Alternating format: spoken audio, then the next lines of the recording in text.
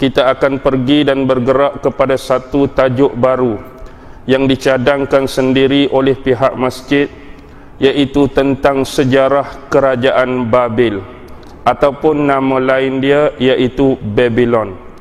Yang kita tahu, kota Babil ataupun kota Babylon ini adalah sebuah kota yang dianggap sebagai mercu tanda, sebagai kota kebanggaan, kota kosmopolitan yang pernah wujud pada zaman pemerintahan Iraq kuno dulu di dalam ketamadunan Mesopotamia yang kita selalu belajar di dalam sejarah tingkatan 5. Di sini ada seorang maharaja yang dianggap beraliran etis, yang sombong, yang congkak, yang bongkak terhadap keagungan dan kebesaran Tuhannya, yang sombong terhadap keagungan penciptanya iaitu Allah Subhanahu wa ta'ala, yang dirakamkan kisahnya di dalam Al-Quran iaitu Namrus, yang pada zamannya inilah diutuskan seorang nabi, diutuskan seorang rasul iaitu Nabi Ibrahim alaihi salam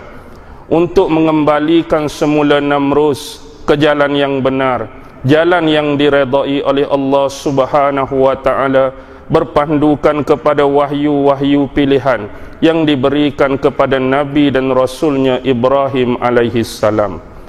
Jadi sebelum kita memperkatakan tentang apa yang dikatakan sebagai sejarah, tak kira yang kita nak membincangkannya, membicarakannya, mempersoalkannya, sama ada atas nama kota Babil atau Babylon, atau mana-mana kerajaan, atau mana-mana wilayah, atau mana-mana negeri sekalipun.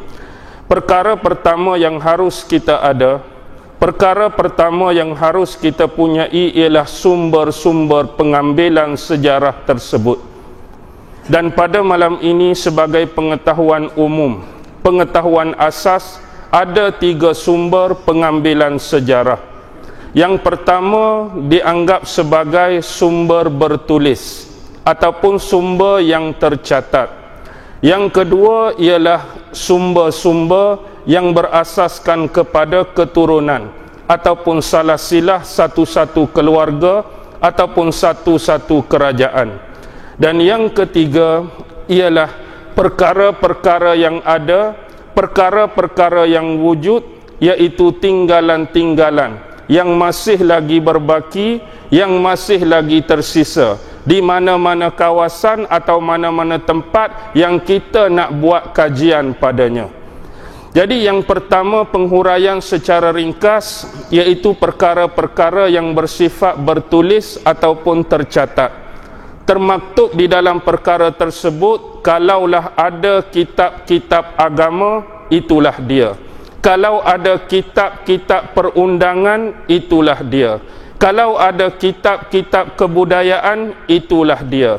Kalau ada daftar-daftar kerajaan, itulah dia. Dan kalau ada draft-draft perjanjian, mungkin berlaku di antara 2 kerajaan atau lebih kerajaan pada zaman pemerintahan seseorang raja ataupun satu-satu dinasti pada setiap zaman masing-masing. Apa saja yang berbentuk bertulis, apa saja yang berbentuk catatan yang menjurus kepada konteks kajian kita, itulah yang dianggap sebagai sumber yang pertama, sumber bertulis, sumber yang tercatat. Manakala yang kedua, yang dikenali sebagai sumber keluarga, sumber salasilah ataupun sumber warisan. Kebanyakan ini diamalkan di kawasan-kawasan kerajaan di sebelah kita di Nusantara. Kita kaya dalam bentuk peribahasa-peribahasa. Kadang-kadang kita kaya dalam bentuk pantun, kita kaya dalam bentuk syair, kita kaya dalam bentuk gurindam.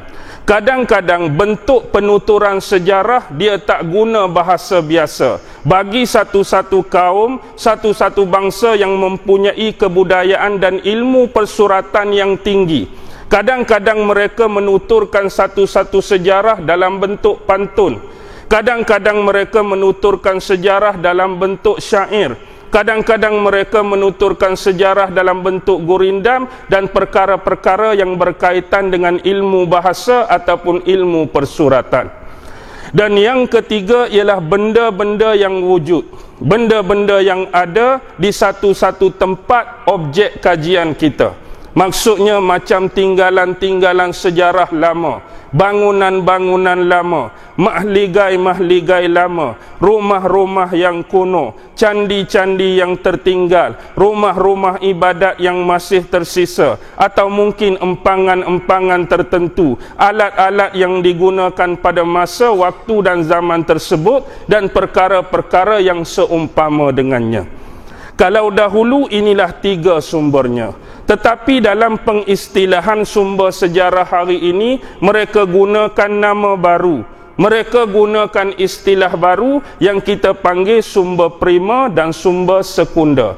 Ini kita belajar anak kita tingkatan 1, tingkatan 2, apa yang dikatakan dan diistilahkan sebagai sumber prima ataupun sumber sekunder, melingkupi dan mencakupi 1, 2 dan 3 perkara yang disebutkan tadi. Baik, adakah sudah mencukupi, adakah sudah memadai untuk kita membuat kajian terhadap sesuatu bidang sejarah dengan 3 keperluan tadi? Masih tidak memadai. Kerana Ibnu Khaldun di dalam kitabnya Muqaddimah, beliau menyarankan kepada sesiapa pun yang berminat, sesiapa pun mempunyai tarikan yang tinggi terhadap bidang ilmu sejarah, maka dia semestinya melalui 3 jenis ilmu lagi.